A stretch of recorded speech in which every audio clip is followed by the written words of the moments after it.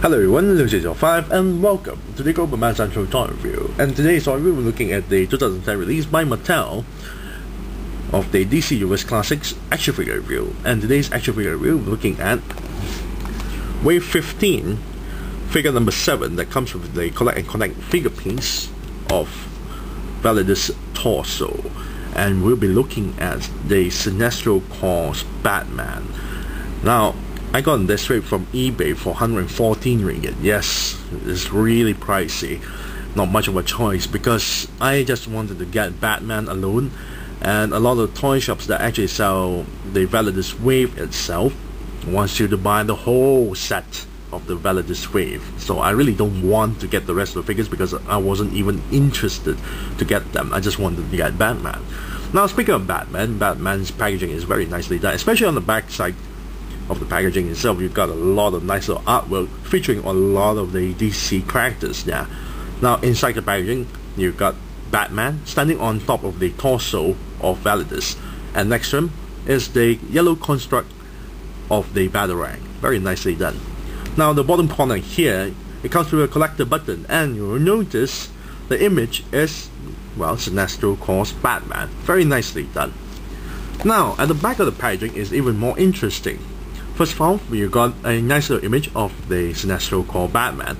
Here, his biography and his statistics are all covered up by the Sinestro Corps logo. Very interesting enough.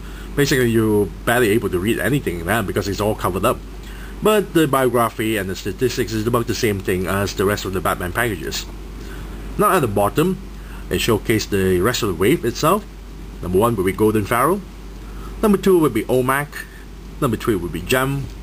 Number 4 will be Raven. Number 5 will be Martian Manhunter. There's 2 variants, of course.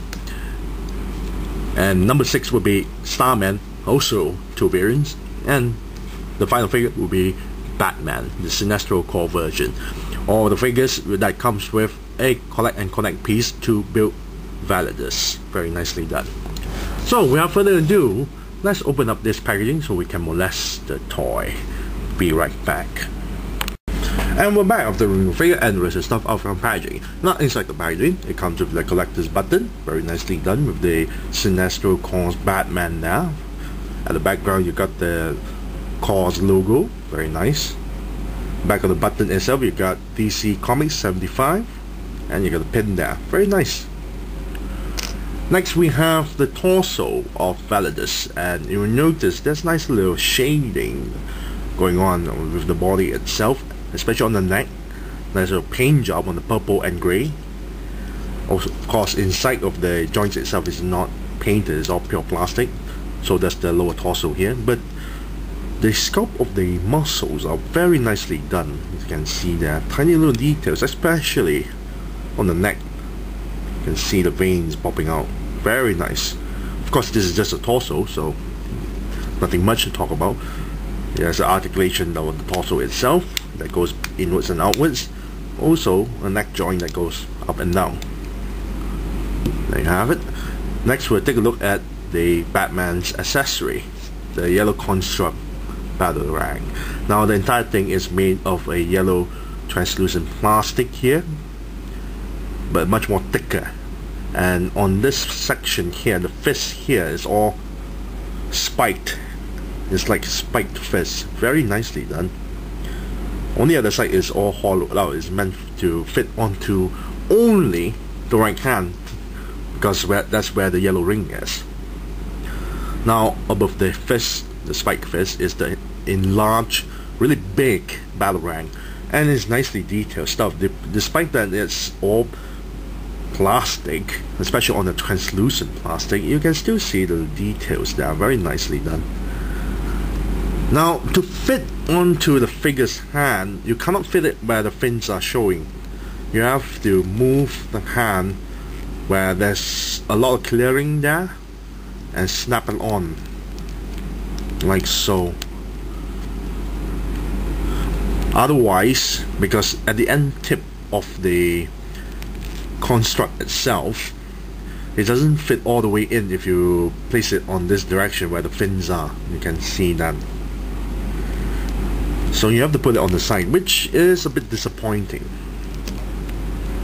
Now, let's take a look at the figure's paint job. Now, the black that you see is actually just pure plastic, especially the cape here. Just pure plastic. The legs and the torso here, except for the yellow parts, are not painted, of course, it's all pure black. The belt is painted in silver. Now, the yellow parts on the upper costume, some parts are much more darker and some parts are a bit lighter, that you can see some tiny hints of black going to show up. So that's not really great, especially on the shoulders here and the lower abs here, and the man boobs here. But in the middle section here is much more darker in color. But I really love the Sinestro Corps emblem in the middle there and on the side. Very nicely done. Eyes is painted in white, and you can see the flesh tone skin is painted. The gums, you can see the gums are painted as well. So does the individual tooth there. You can see all the lines there, all the gaps are shown there. Very nicely done.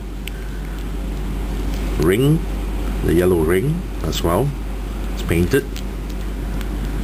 Now let's take a look at the figure sculpt. Interestingly enough, the face sculpt is quite a nice little detailed little stuff there to show Batman in a very angry mode. Very nicely done. I really love this face sculpt. Now the arms itself, despite that you might notice that this entire piece seem like one whole piece, this is added on, added mold. So you have an extra layer there, which is very nice. Sculpt on the ring itself. Of course you can't see it clearly because it's very small, but there are a little bit details there showing the ring's logo. Very nicely done. The belt is also sculpted, very nice. The boots, however, now the entire leg, the entire thigh here is one piece, and the boots is a different piece, which is added on. Very nicely done. It gives you an additional layer to the leg itself, so it seems like he is actually wearing boots and not a single piece of leg which is painted on. This is a very nice touch. I really like that. Now I'm really a bit disappointed when I pulled this figure out from the packaging, because due to the cape itself and how the packaging works, you got the packaging itself and the cape will always be at the back of the plastic itself. So there's a tiny little small little hole here where the cape will be going through, like something like this. So the moment I pull it out, you will notice the cape is a bit deformed a little bit, as you notice. And there's still no big deal. Now let's take a look at the figure's articulation. Now the figure's articulation is hindered, especially on everything that has to do at the back is hindered by the back of the cape itself. First we'll take a look at the head. The head actually can turn 360 degrees. Cannot pivot the head up and down though, but you notice it's loose. Torso here can bend forward and cannot bend back. As you can see, it's being hindered. Waist joint turns 360 degrees. Shoulder joint here cannot turn 360 degrees though. As you can see, you can if you, spread the arms a bit far, and then you can turn 360 degrees. It's a bit hindered at the back portion here. Upper bicep here turn 360 degrees. Shoulders can spread this far and enclose this much, so you can aim in the middle a little bit. Elbow joint here bend this far. Wrist joint turn 360 degrees. Now the hip joints here is a bit loose on the side, so you can see that, but you can move forward and spread the legs this far. Lower thigh here has a sole joint that turns 360 degrees, and knee joint here bend this far. Ankle joint can pivot downwards and upwards. Now there's also another problem with this figure is, you can see when I enclose the legs all the way in, you notice it's like one leg is longer than the other one. I already enclosed everything in, and it appears that one side is a bit longer. So apparently when you want to stand this figure, you have to work around with it so he'll stand, because one leg is a bit longer, but overall it's still okay. Some of the joints are loose, some of the paint job are not yellow enough, and I am a bit disappointed on the construct because it's being hindered by the fins there, but it's still a nice little accessory. The face sculpt is great, and the Sinestro Corps logo on both the chest and the sides are very good too. Sculpt on the fins, the wrist down, and the boots are very nicely done. Overall, if I'm going to give a rating on this, I'll say I'll give it an 8 out of 10. So I thank you all for watching. This is Lucy05, and I'm signing off.